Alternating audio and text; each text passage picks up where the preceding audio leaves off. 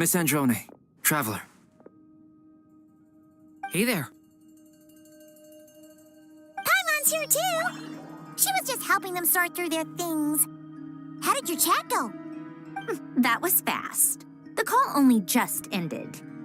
Well, you said it was urgent, so we got here as quickly as we could. Albedo, I have some alchemy questions for you. I see. Looks like my knowledge proved useful after all.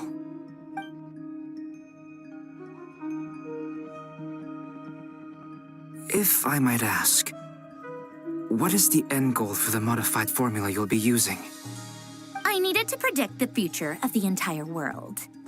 But I've run into some teething issues since trying to implement Renee's theory of the 4 Orthants. I see. I'll have a look at it. Still, computing power is the real issue here. How do you plan to solve it? About that, it's been sorted. Oh, with the Traveler's help?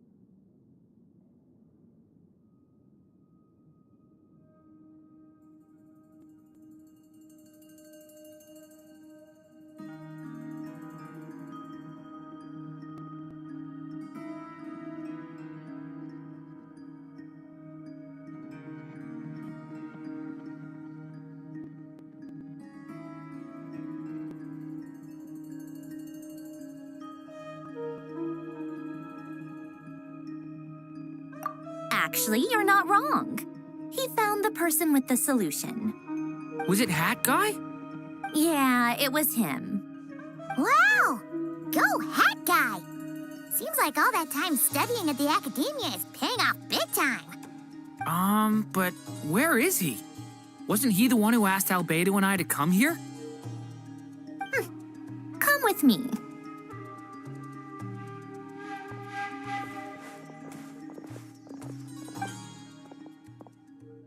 Hat Guy? What's happened to him? Hat Guy! Can you hear us? No response. I guess he's in hibernation. Hat Guy mentioned that he was a puppet. It seems that his functions are currently shut down. I presume this has something to do with the solution to your computing problem. That's right. He and the Traveler came to see me. Wait, what? You have a solution? Would you calm down? Why do you always react so hysterically to everything? Excuse me? How would you know? You shouldn't be so quick to judge complete strangers. It's very bad manners. Oh, please. It doesn't take that long to figure out that you have a temper. Where does a mere student get that kind of confidence? I've actually published more papers than you. Not that status counts for much. Even Paimon's applied for academia admission. Huh? Are you serious? See? This is why I can't be bothered to explain myself. She recognizes no one's skills but her own. Okay, fine. I'll hear you out. So, tell me, how do you propose to solve my computing power problem? This world itself is constantly processing all kinds of information. If it's the world's future you're trying to calculate, you need a processing device that's designed to cope with that volume. Easier said than done. Only Irminsul can handle that kind of... Wait, is that what you're suggesting? But surely we can't just... plug my formula directly into the ley lines. You should be able to tell that I'm not human, right? Yeah, I noticed. The technology, though, seems pretty ancient. Very different from Fontaine's. It's a completely different system. Conrian, to be precise. I'm what they would have called a puppet. Puppets need an energy source and processing power. The artisans who built them sought out the materials most suited for that purpose. You? Do you mean... The Traveler and I have talked it over. He's willing to vouch for you. So, I'll allow you to borrow my core for your calculations. It was built using wood from a silver-white tree, which makes it a small part of Irminsul. Conrian technology and Irminsul wood. Who in the world could have built you? Are you sure about this? A puppet without its core will cease functioning completely. And if it's left in that state for too long, it might not recover. You could die if you do this. You do realize that, don't you? I can put 2 and 2 together, yes. No need to rub it in. I won't lie to you. This has never been done before. I cannot guarantee your safety. Doesn't matter. I'm prepared for the worst. Did you two actually talk this through? Is he... Are we really considering this? Yes, we discussed it. The bottom line is, he trusts me, and I trust you. Let's give it a shot, shall we? Honestly, I have no clue where this kid even came from. But for whatever reason, he lent me his core to use in my formula. I'm very close to finishing my calculations now, and the core is currently in use. So I'm sorry, but I can only show you a sketch right now. This is what the core looks like. A silver-white branch. It certainly matches the legends told about Irminsul. Is Hat Guy gonna be okay? He's not gonna die, right? Right? In theory, he should be fine, as long as we put his core back in time. Beyond that, all I can say is that I'll try my best to avoid risk and make sure the core doesn't sustain any damage. I think I know why you called us here now. Someone needs to watch over his body and make sure it's protected until the process completes. Correct. He said that the only ones he trusts here are you two, and the Traveler. And the Traveler will have other work to do.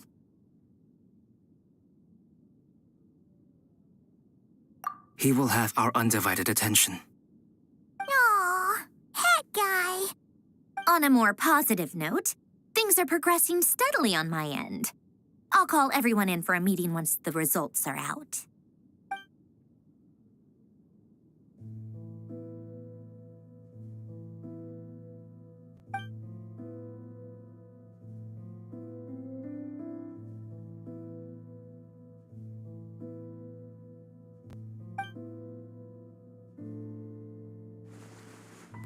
The worst-case scenario with the core removal is either a system reset or a total loss of function. But I'm not afraid. A quiet death should have been my fate long ago. A core is completely different from a heart. It's like another vital organ entirely. I never believed it could be a true replacement for what I sought. But in the end, it turns out the core was more useful to me. Pretty funny when you think about it. It's like the punchline of my entire life. Do you think there's any difference between a puppet and a human? If not, then this would just be another samsara. I have already experienced both a past life and a next life.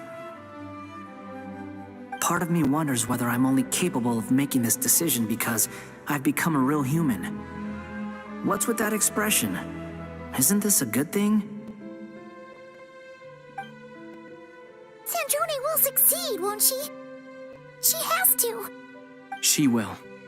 We all have to persevere until this is over. That's right.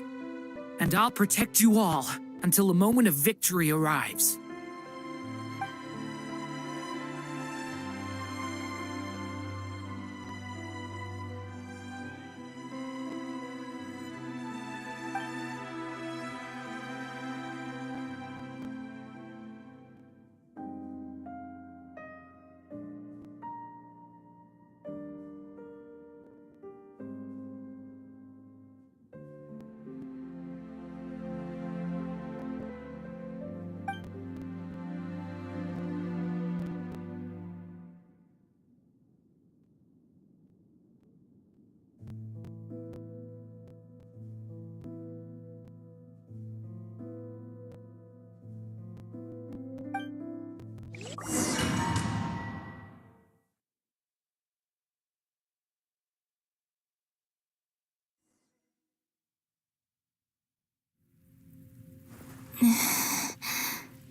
Who are you?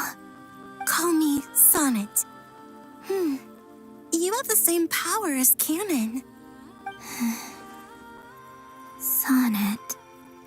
So, you're the goddess of the iridescent moon? Oh, goodness. You recognize me? Well then, what's your name?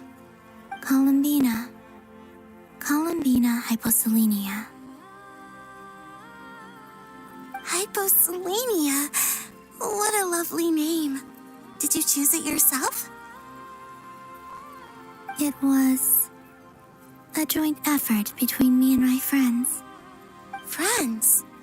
You mean your friends in the heavens? Huh? Oh, sorry. You must be exhausted.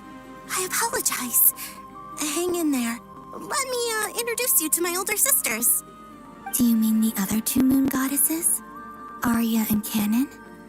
Wow, you sure know a lot. Hey, does that mean that our story goes on into the future? Oh, I guess that wasn't the best question to ask. It's all right. We were prepared for that possibility. You could say we were too prepared. I can't even remember how long my sisters and I have been here by this point. When did you get here? How long has it been? I can't say for sure, but it feels like it's been forever. I see. Are you feeling all right? You look a little unwell.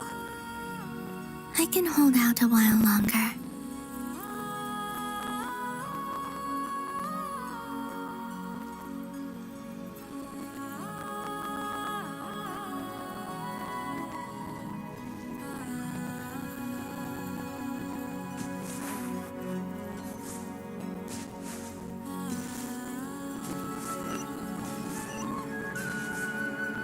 We don't have far to go. The place where my sisters and I are based is just up ahead. Don't worry, they're both really nice. I'll introduce you.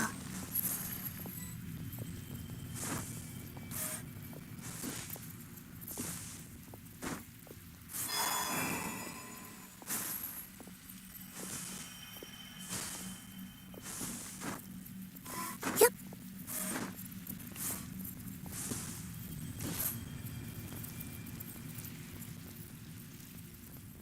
Sisters, I'm back. And look who I've brought with me.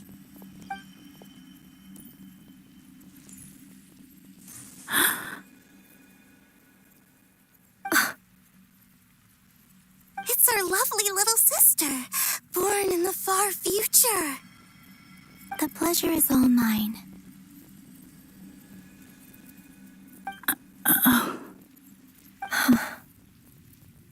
Allow allow me to introduce you to Columbina Hyposelenia.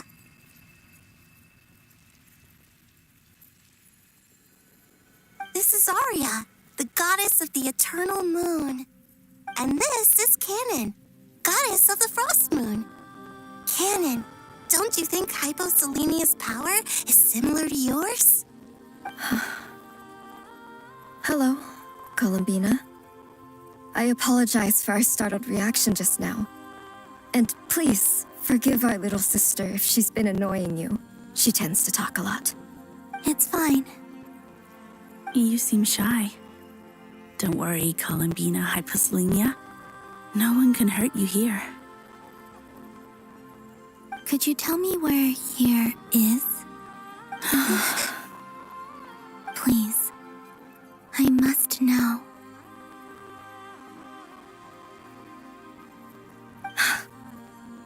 My dear sister, this is where Tevat's original ruler, the Dragon King Nibelung, imprisoned the moon goddesses. What? You're scaring her, Canon. No, I'm fine. Please, continue. Nibelung, our original master, created us in the distant past to maintain Tevat. But he left this world and traveled into the dark universe beyond, to explore worlds vaster still. Day and night, we fulfilled our duty in the heavens, until the day that the first descender arrived. The great ruler of the firmament. The heavenly principles.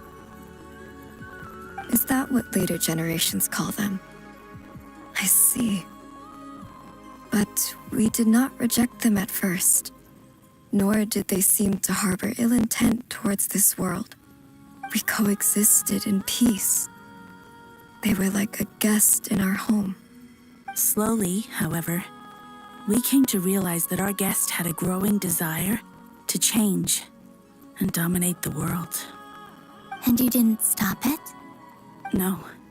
There was an order to the rules they set up that Nibelung never taught us. We wanted to know if this order would bode good or ill for Tevat.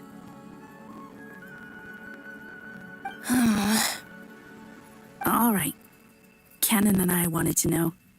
Sonnet was against it from the outset. Later, we discovered that this great ruler of the firmament bore an almost paranoid hostility toward the desire of certain life forms to seek power. Or perhaps they feared them. They would even cast down celestial nails as manifestations of their power, to punish the civilizations of the world below. Only this was far beyond mere punishment. Right. Their rules brought order, but the price people paid for merely testing the limits of those rules was far too great. I did everything in my power to help the punished escape catastrophe, but still, too many lives were lost. The ancestors of the Frost Moon Scions were some of the ones you helped. But just when we had decided to take countermeasures, the Dragon King, Nibelung, returned. And so began the War of Funerary Flame. So, that's the name the world gave that war in the future. Well, who won in the end? As far as I know, the Heavenly Principles won, although it came at a great cost. They remained in Tevat, where they continue to rule to this day. And the world's original master, the Dragon King Nibelung, was destroyed. And what of the moons? Are there still 3 moons in Tevat's skies? You can tell us the truth, Columbina. We know we are but remnants of a bygone age. We are prepared for the answer. Only the Frost Moon remains. But it has been cast beyond the false firmament by the Heavenly Principles. The eternal and iridescent moons were both shattered during the war. So death finally came for us in the end. Sonnet. But you're still here, aren't you? A moon goddess cannot live without her moon, Columbina. She's right. That's why I began to disappear. Because the frost moon is cut off by the false sky. How much worse it would have been if it were outright destroyed. Our souls may endure within this lunar palace, but if our moons are destroyed, Then we shall disappear the moment we depart from it. I'm sorry. There's no need to apologize to us, dear sister. If anything, we owe the world an apology. If only we decided to act sooner, rather than arguing amongst ourselves. all the more reason not to spend this time in regret and repentance. Instead, we should focus our efforts on how we might help our future sister. Sorry?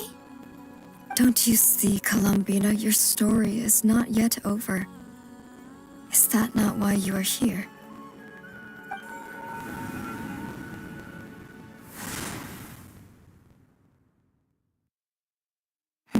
It's done. Initiate numerological array. Continue running primary process. Calculate the world's fate through extrapolation. And identify nodes of potential change. Secondary process, scan for moons.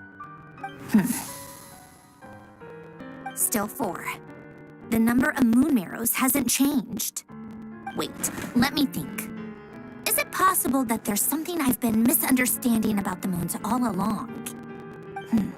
Variables. Variables in the world. I know where potential variables within the world come from. So what about the moons? Are there any variables there? Like their life or death, for instance. What if being alive or dead makes no difference to a moon? But that's so strange. Even immortal gods can die. Why would the moons alone be... Wait! I've got it! If alive or dead is considered a variable, we might have had this wrong the whole time. No one ever said that a moon marrow equals a living moon. We just made that assumption ourselves. Initiate secondary process. Scan again. This time filtering out interfering perimeter, moon marrow. I don't care if they're natural or artificial. Get them out of my search results! Why? It says 3 moons still exist in Tibet, even after excluding the moon marrows. But we know for a fact that 2 of them are dead. Redo the scan. Narrow the results to living moons and real moons. No, scrap that. Narrow it down to moons that have lunar authority and remain alive. Why? Why is it still 3? What is this, Columbina? Has the world lied to us? Or are you the one pulling the wool over our eyes?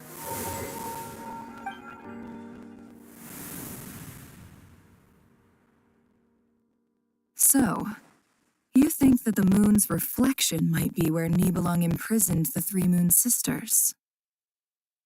Yes, it would explain a lot, such as why that space would respond to a moon goddess's power, opening the moon gate at her command. It would also explain why Miss Columbina has been unable to leave, and why time flows in reverse there. In the messages she sent, Columbina promised us she'd find a way to return, but we have no way of knowing how, when, or where this might happen. The fact that she still has yet to reappear in this world indicates that returning from that place is no easy feat. We cannot afford to simply wait for her. So you're saying, if she could return by her own power alone, she would have done so long ago. Yes, she certainly wouldn't leave it to this late stage when it's so touch and go. I've been giving this some thought, and I've come to believe that Luana's harm might be an anchor that she left behind, as a sort of future waypoint. This could also explain why Luana's heart is always by the traveler's side. Sounds like a plausible theory. If that's the case, there must be some criteria we need to fulfill to allow Columbina to return to the present. The question is, What could they be?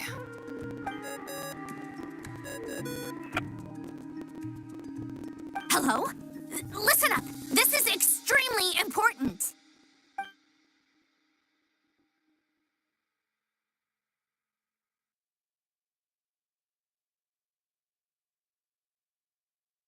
Not only is Columbina alive, but she may well exist in a form unimaginable to us. I'm still unclear on the details, but she's done something truly inconceivable in the past. And the clue to what she's done lies in the moon and Tevat's sky. Truly amazing. Oh, I'm so delighted for her. I'm sure we all feel the same. And I'm sure Columbina is ready to get back here and fight by our side. I'll keep my calculations going and try to find some way of coordinating with her. But that's not an excuse for everyone else to slack off, okay? All of you had better keep trying to think of solutions. How can the dead moon still live? And Luanatar?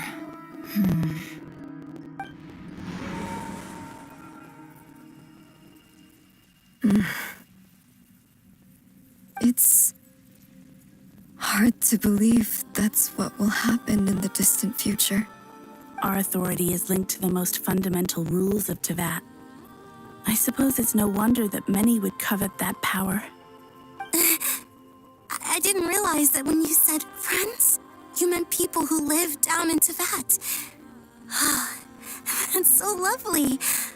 I always wanted to go down there and have some fun. Have you ever tried leaving this prison? Of course. Between us, we've tried everything. But no matter where we go, this space will eventually bring us back here. It's like the center of a whirlpool. Everything ultimately converges here, at the moment when Nibelung imprisoned us. In that case, have you tried using any of those pathways that connect this space to the real world? Sorry? What are those? They're passages through which you can make small-scale changes to reality by using Kuvaki. Or am I the only one who can use those passages? Because part of my soul remains in reality. Kuvaki. What is that? You don't know? It's a unique kind of elemental energy found only in Nodcry, the land from which the moons arose. Oh. Well, it's true that the moons first rose up from the part of Tevat you say is called Nodcry. But there is no difference in the elemental energy between there and anywhere else. What? Could you show us some of this Kuvaki hyposelenia? Maybe if we see it, it'll make more sense. Okay.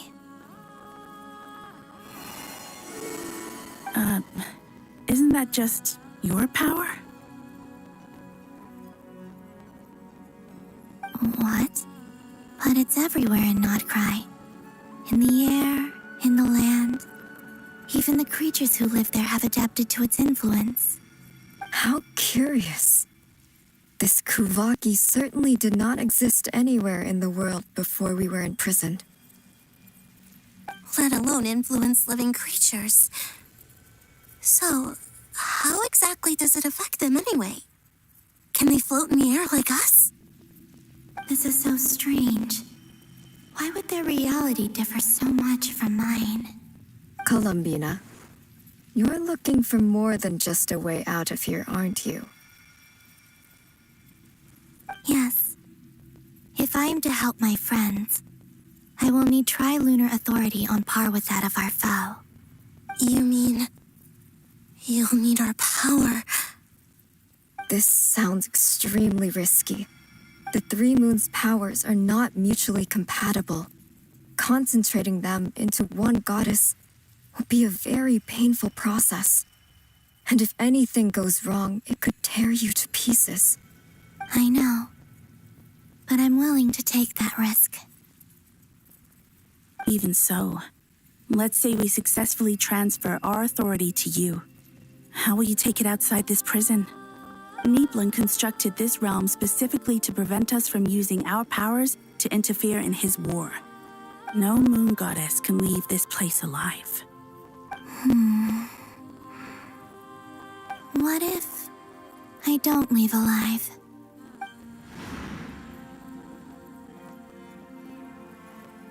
Where do we even start? How are we supposed to figure out what we're meant to do to help Columbina?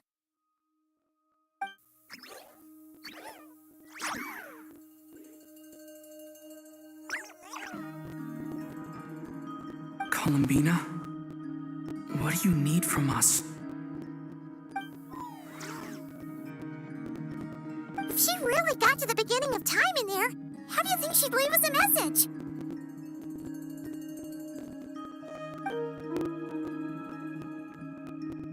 You don't think she'd write it down on a stone tablet somewhere in the hopes that we'd find it, do you? Seems unlikely. Columbina may not talk a lot, but she thinks deeply about issues like this. Let's review what we know. This is the Columbina who fought alongside us against the Rahir of Solnari, and with whom we celebrated Moon Prayer Night. She knows our personalities, our ways of doing things, even our unique strengths and abilities. So, if she wanted to tell us something from a long, long time ago, what would she do? Oh.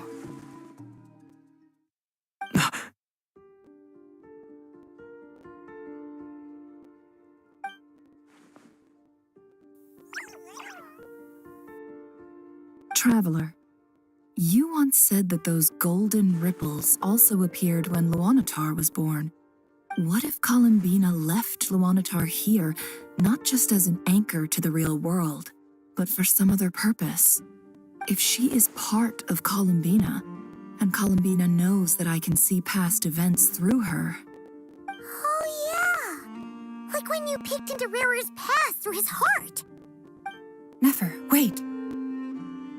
If you're right about this, and you can really see past events through Luanatar, your eyes, they'll...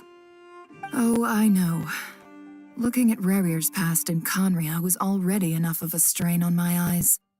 Looking this far back into the past, it'll surely blind me. But it's our only chance. This is the only way. Boss. We spoke about this once, a long time ago. Do you remember what I said, Yehoda? The day I lose my sight, the Curatorium of Secrets will be yours to run. But... What's wrong? I'd be overjoyed if I were you. This day's come a lot earlier than either of us expected. I need to know you'll honor our agreement, Yehoda. Promise me. Yes, Boss Neff. I promise. Are you sure you don't want some time to think this through? What is there to think through? I should have gone blind after our battle with Rarir. Frankly, it's almost criminal that I got away with it for this long. Then at least let me take some precautions on your behalf. And if you really do lose your sight, I'll visit your office every day and make sure you're well looked after.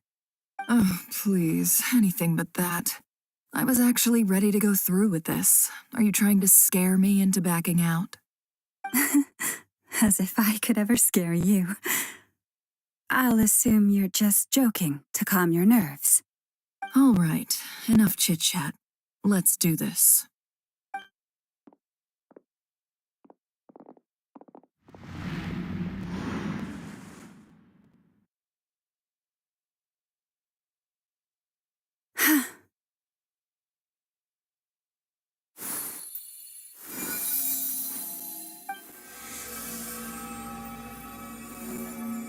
All done. Good. Now give me some space.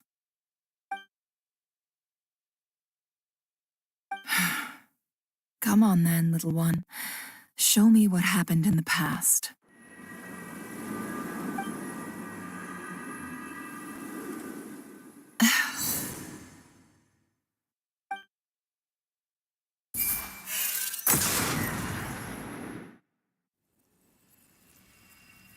Between the Trilunar Authority, Kuvaki, and the soul-surviving moon, the Frost Moon, I think I might know how to get back. But I will need my sister's help. Time to go talk it over with them.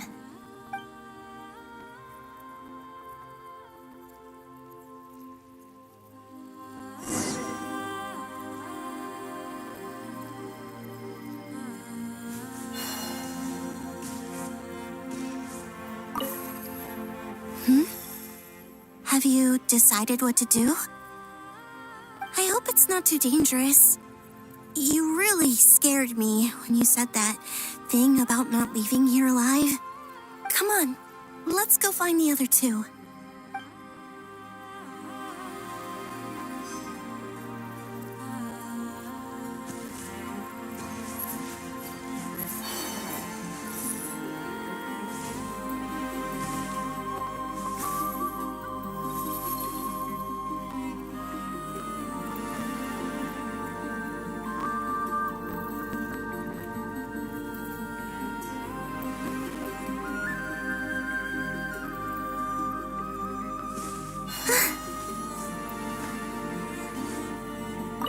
Seems you have reached a decision.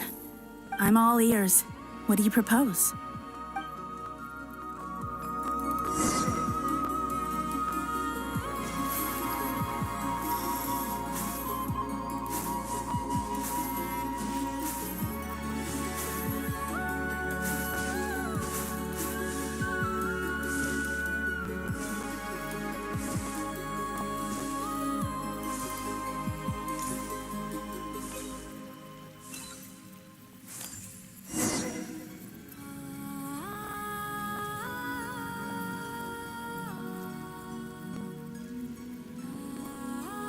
Have you figured it out, Columbina? Tell us, how do you plan to leave this place? I intend to die here, in this moment, and then be reborn in the future with the help of my friends. What? What are you saying? How can the dead be reborn? And how will you inform these future friends of your plans? You can't exactly leave oracles. Nothing can escape this place. Not a single ray of moonlight. And even if you found a way, what if they never find the message you left for them? You'll... No, that won't happen. Come again? They will find my message. I'm sure of it. I'm not following.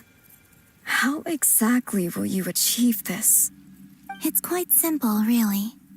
First, I will leave my soul here.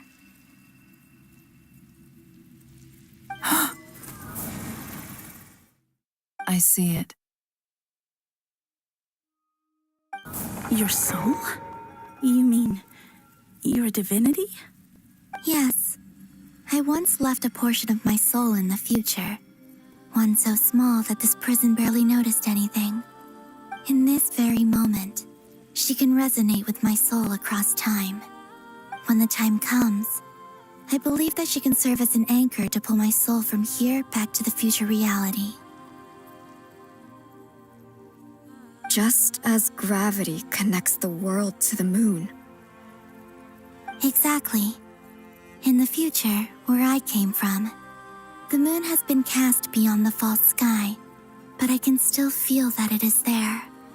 In a similar way, I can feel a connection to the soul fragment I left behind even now. My friends can use it to detect my presence. But how do you just leave your soul here? Is that even possible? On my way here, I met an ordinary mortal who entered this place long before I did. Her body is long gone, but her soul remains. And before that, I encountered an old enemy whose entire soul survives here intact, while the power that once corrupted his body has faded away. So, perhaps this space is specifically designed to imprison divinity and authority, but not the physical body. Still, even if your body can escape, would it not just be a lifeless husk without the soul inside? Wait, is that what you meant when you said you wouldn't leave alive? Yes. I shall turn my body into moonlight and pour it over Nodcry. That power shall protect the land and quietly blend into it, awaiting my soul's return in the future. However, I cannot do this on my strength alone. I would need your help to do this, so I'm humbly asking for your assistance. Oh, dear sister, you need not be so formal. As I said before, we are but remnants of a bygone age. You, on the other hand, were born alone in that distant future, and you have walked a long and lonesome road since then. How could I bear to let your story end here in this dungeon? Don't forget, we are your sisters, your family.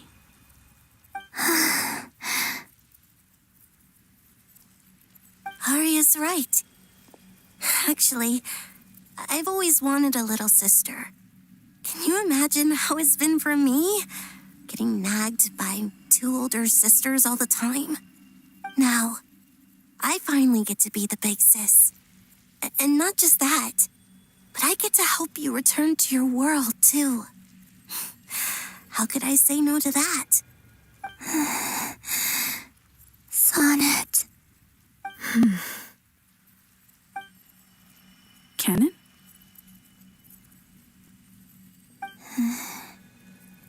I'm sorry. I know this is a bold request.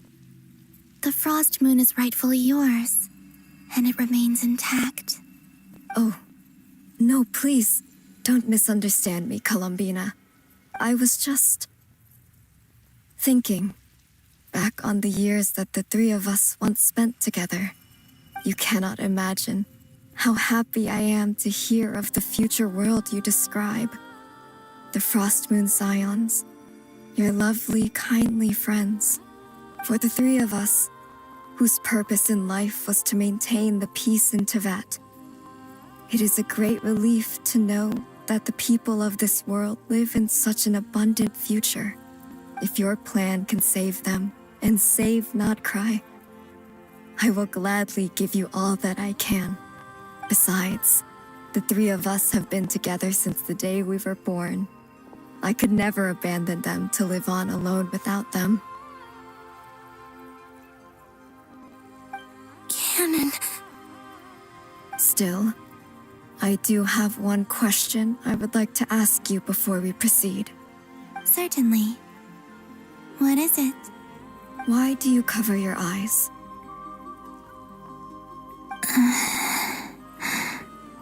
Yeah, I was curious about that too. But it seemed personal, so I didn't want to intrude.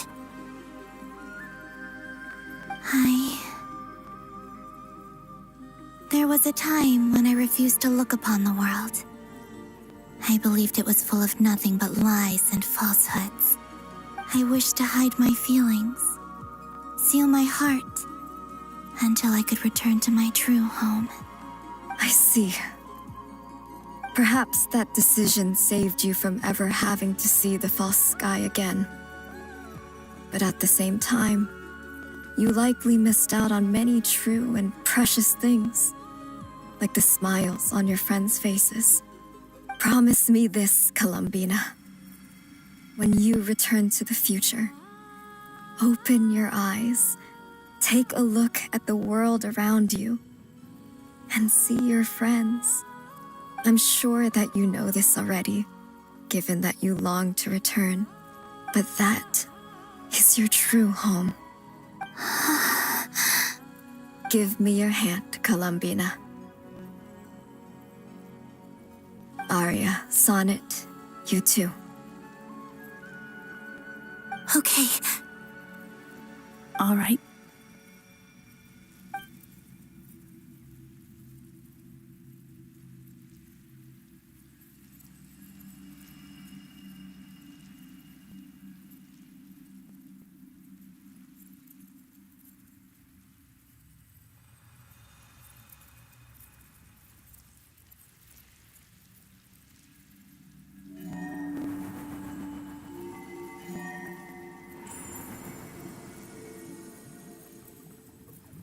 We once were the songs sung for eternity, but now it is you who must continue to sing.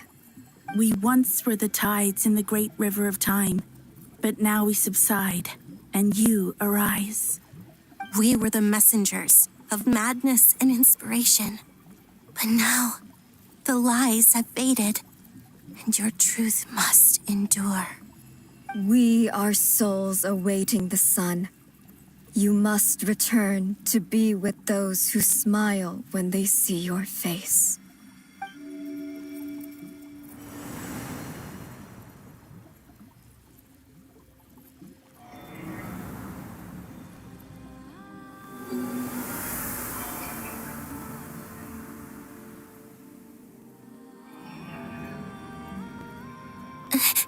Is it done?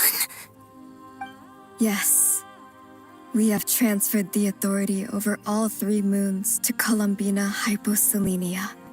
From this moment on, she is the Tri-Lune Goddess, the one and only moon goddess of this world.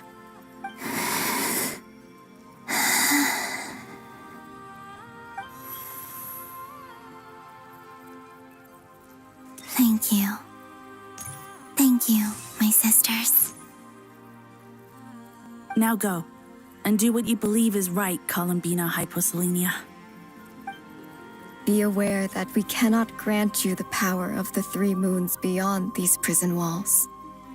The conflict that arose over their remains following our disappearance will still take place. I understand. Sisters, oh, my body, it feels... Now that we have given up our power and authority, our bodies are merely mortal shells. This prison is dissolving them as we speak. It's okay, Sonnet. The end must come for every god, just as it does for every human. That's all this is. The final destination of our lives. Canon and I will be by your side the whole way. We have one final request, Columbina. Could you use the 3 moons' power to send us back into the real world? Now that we have lost our powers, I doubt this space will seek to hold us further. It's just... we would like to spend our final moments together in the only place we ever called home. Of course. Gladly.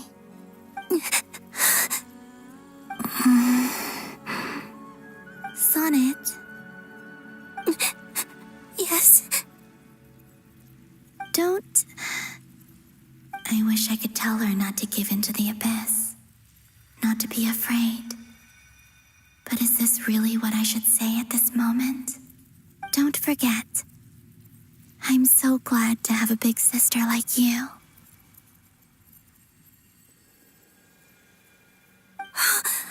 No, I will... Thank you. I'm okay. I'm not afraid. As long as my sisters are with me, I won't be afraid.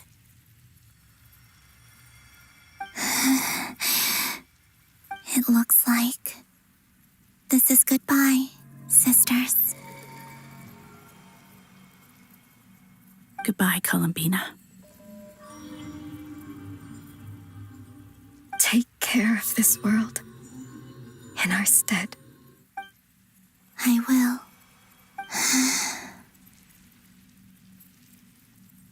And now, it's time for me to bid farewell to my body, too. May it become the moonlight that keeps Nodcry company through the long years ahead. So this is why Nodcry was not always home to Kuvaki. It only appeared after I poured my body out upon this land, and only this land. Kuvaki responds to me because it is me, my body, answering the call of my soul. And the golden energy I've encountered on my way here was, in fact, that very soul, which I am about to leave here to guide me.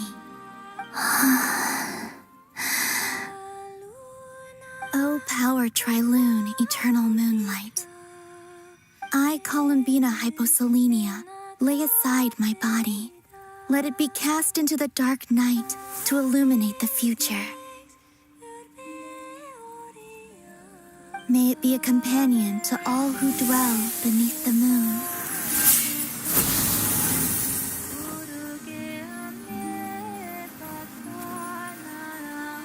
Until the time comes for me to return home.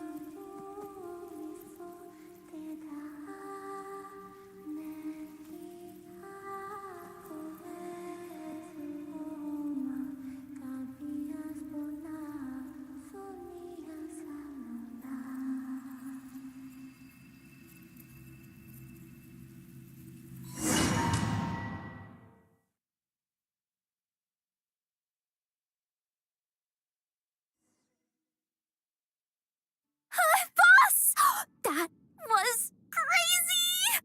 Were we even allowed to see that? Is anyone? Oh, can you still see? How many fingers am I holding up?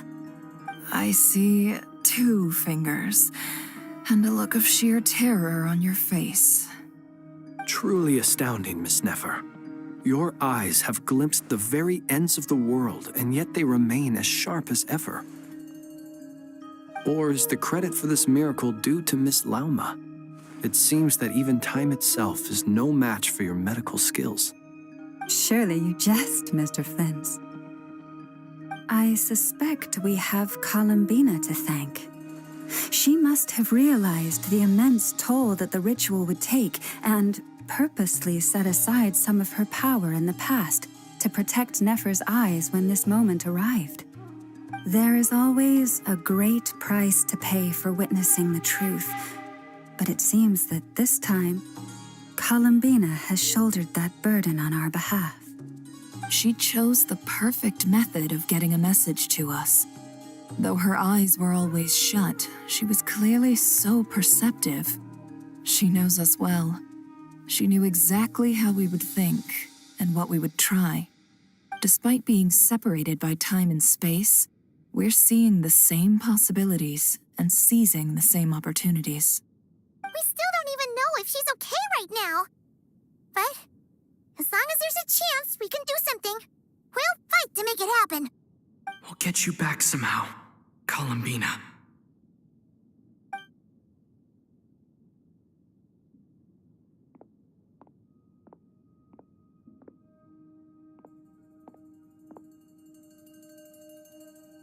Well, based on the information we now have, let's figure out our next moves. Thanks to these gentlemen, we have a much clearer picture of the situation with Dottore. The civilian population has been moved to safety, so we no longer need to hold back. Miss Androne, how are the calculations going? So far, so good. I'll keep seeing how far I can push the system, though. Can't have Hatman being powered down for nothing. There's still a long road ahead. Where should we begin?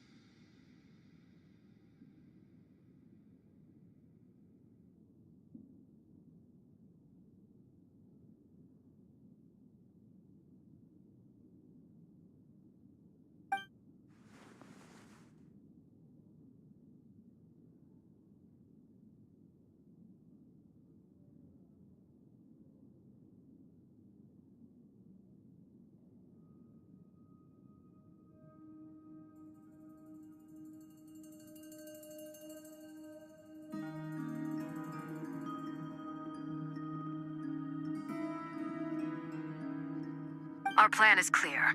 Time is short, so let's get moving. There's just never enough time, is there? Time is the bane of my existence. Ugh. Anyway, I'm gonna get back to work. All right, we'll do our part too. Yeah.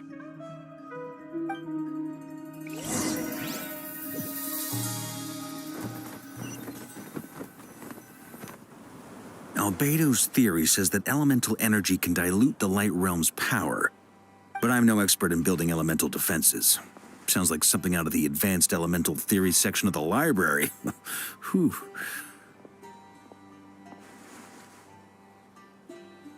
You seem quite troubled. Well, yeah. I mean, who doesn't get a little flustered when they're completely out of their depth? You were the very picture of confidence back when you approached the Hexen Circle. Yeah, I could have been faking it through that whole meeting for all you know. Who's to say I'm not just a ball of nerves in a charming and gregarious package? Oh gosh, really? I'm so sorry, I had no idea. Well, you're all the braver for it. Still, I was much more in my comfort zone than I am here. At least in Mondstadt, you can cry for help from a cliff top and actually stand a chance of summoning Barbados himself. Things have never looked bleaker than they do now. If we don't pull this off, Tevat's doomed, isn't it? Oh, you think so? Actually, yes. Yes, it probably is. It's a shame. Don't put too much pressure on yourself. Tevat has faced annihilation many times in the past, but it also gave us you, didn't it? Hey, don't give me that. It's not like I'm anyone special. I disagree. Every human born in this world is special. We angels have always believed that. In that case, this humble human being has a big favor to ask of you. I thought you might say that. I'm sure Alice, in her great wisdom, sent you here precisely to help us in this difficult time, yes? Well, that has less to do with her wisdom and more to do with my power. Of course, of course. Well, the thing is, these elemental defenses we're about to build, I don't think it's a question of if they'll fail, but when. Durin's findings from his patrols make it clear that Dottore is constantly expanding his territory. First it was his lab, then the design bureau, and now this. It's not realistic to completely stop him encroaching on the rest of Nagrai. Rather, our goal should be to stall him for as long as possible. If Miss Sandroni's calculations are correct, well, they're the closest thing to certainty we have in this situation, so let's assume they are. Anyway, her calculations suggest that our best hope for victory lies in Miss Columbina's return.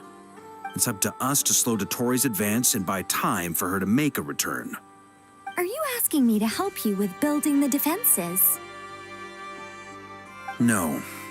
I'd like you to prepare for what comes next. When he eventually reaches us, we will have to fight him. You were an angel once and a mage now. I'm asking you to lend us your protection. Oh. Can I take it that you're triggering the terms you fought for during our three-way talks? Well, technically those terms were about protecting Mondstadt. But if you're happy to agree to the change in location, then yes, let's do that. You're cashing in on this much sooner than I'd imagined. Well, yeah. The way things are going, I might not get another chance. Very well. The mages have heard the knight's plea, and we will respond. To tell the truth, Alice and I had already discussed how we might help you all, so I didn't come empty-handed. I always like to be prepared.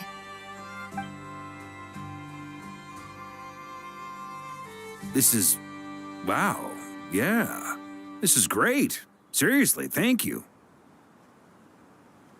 Oh, it's been many long years since I had a chance to dazzle humanity with a little divine intervention. To humbly serve as a reliable and responsible guide. Anyway, Knight of Boreas, Please accept this gift in recognition of your great virtue. Go now. May the angel's blessing deliver you safely to your destination.